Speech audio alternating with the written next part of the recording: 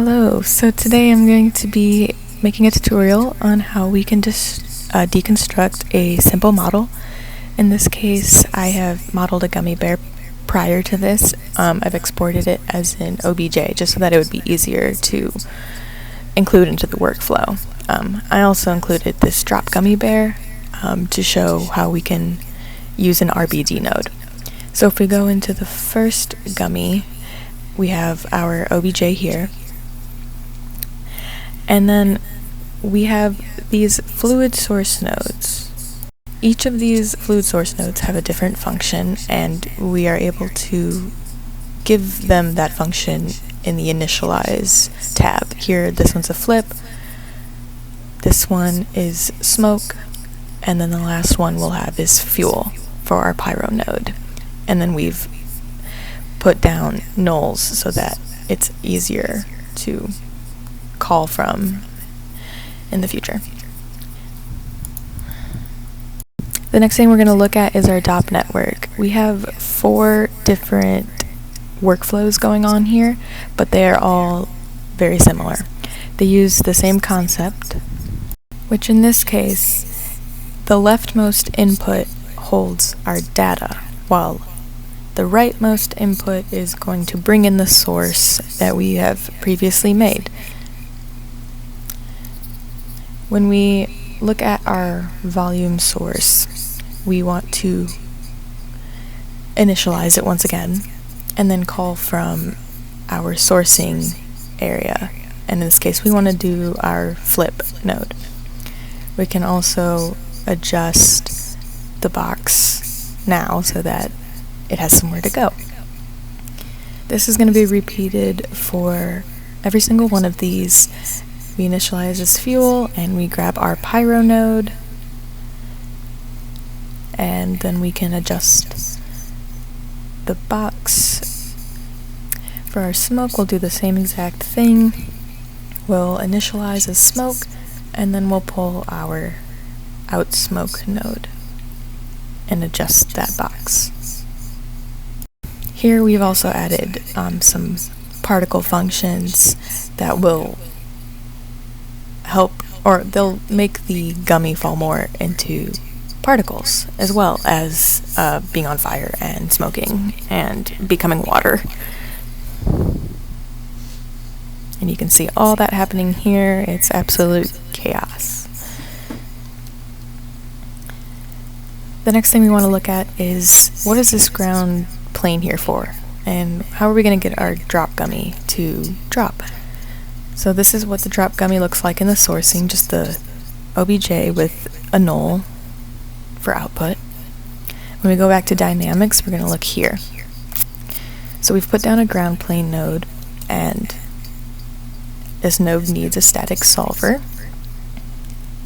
which we have also placed.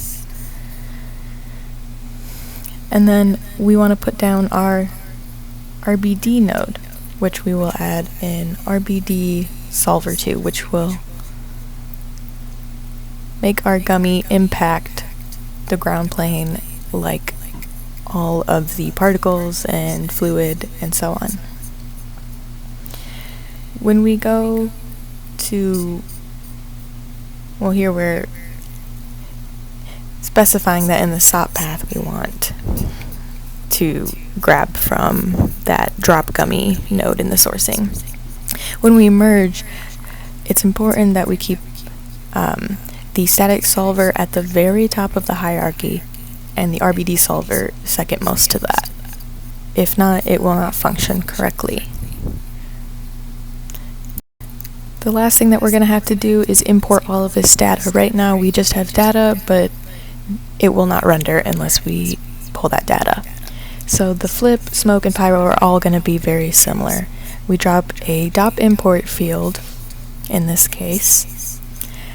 We'll specify what DOP network we're pulling from, and then the node that we're choosing. We also want to choose our preset and make sure that it is the correct one. So for this case it would be flip. We'll do the same thing for, let's see, now you can see that it's there.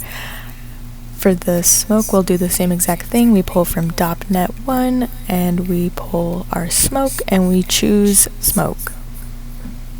It's a very repetitive process. For pyro, we'll do the same thing and remember to choose pyro.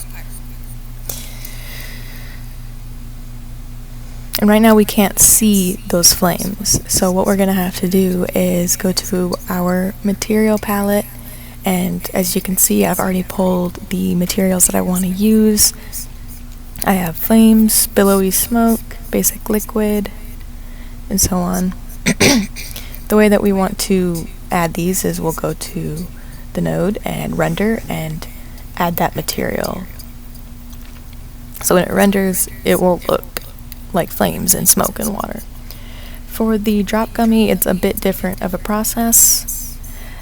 We drop an object merge in this case, and we make sure that we are grabbing the out drop gummy path from our sourcing.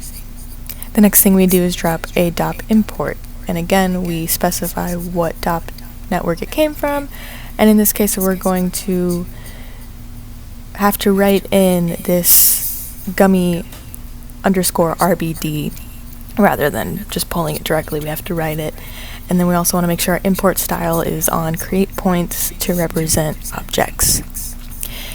If we leave it like this without this transform pieces node, we're not gonna see anything.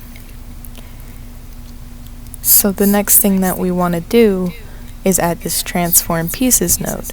And as you can see, there it is, and our gummy is falling. And if it could render faster, we would see it impact that ground plane. After all of this, you'll add your camera and your render node, and now you have your simulation. Thanks for watching.